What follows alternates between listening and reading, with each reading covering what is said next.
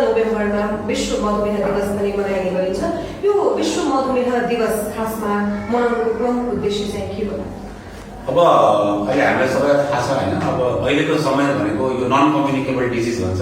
एक तारा चाहिँ मान्छे इन्फेक्सनहरू र सर्वेबाट एकदम ग्रसित हुन्थ्यो होइन। अब अहिलेको समय भनेको यो नन कम्युनिकेबल, जस्तै डायबिटिज भयो होइन, हार्ट एट्याक भयो, क्यान्सर भयो, अबको समय चाहिँ यस्तो छ है। र संसारमा अहिले मधुमेहको रोगीको सङ्ख्या एकदम बढेको पाइन्छ।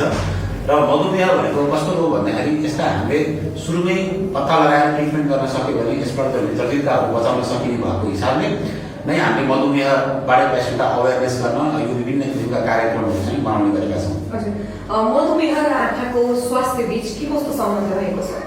अब मधुमेहले कस्तो हुन्छ भन्दाखेरि आँखाको प्रत्येक लेयर होइन, आँखाको हेऱ्यो भने आँखाको विभिन्न भागहरू हुन्छ, अगाडिदेखि पछाडिसम्म प्रत्येक भागलाई चाहिँ यसले असर गर्ने हुन्छ होइन।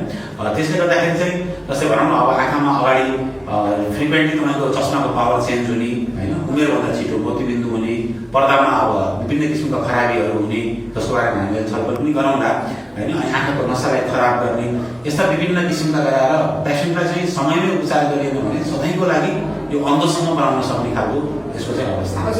जस्तो नेपालमा मधुमेहका कारण दृष्टि समस्या बढ्दो क्रममा छ भन्ने तथ्य कतिको सत्य हो? यो चाहिँ एकदमै सत्य हो होइन। किन भन्दा पनि अब यसमा किन यस्तो हुन्छ भन्ने कुरो दुई चारवटा कुरा हामीले बुझ्नुपर्छ।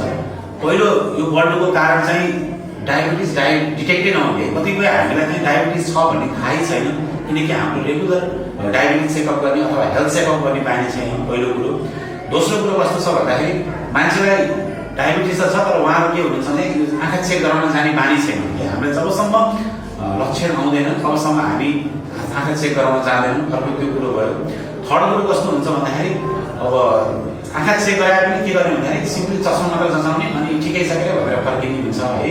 तर हामीले जनसमुदायले के बुझ्नुपर्छ भन्दाखेरि मधुमेहमा आँखा जाँच गर्नु भनेको केवल चस्मा जाँच गर्नु होइन। यहाँले हस्पिटलमा देख्नुहुन्छ होइन, पेसेन्टको आँखामा चाहिँ नानी बुलाउने औषधि राखेर आँखाको भित्रको रेटिना भन्छौँ हामीले, त्यो सम्पूर्ण जाँच गरेपछि मात्र त्यसलाई हामी कम्प्लिट जाँच मान्छौँ। र अरू बन्दोपन पर्नुको अरू कारणहरू कस्तो भन्दाखेरि हामीसँग यथेष्ट मात्रामा चाहिँ सबै अस्पतालहरूमा रेटिनाको सर्भिस छैन, रेटिना विशेषज्ञहरू हुनुहुन्न होइन, यसको इक्विपमेन्टहरू पनि महँगो हुन्छ। र यो सबै कुरा मिलाउँदाखेरि यो सम्पूर्ण कुराको समग्रले नै मलाई जहाँसम्म लाग्छ अहिले बन्दोपन बढाइरहेको छ।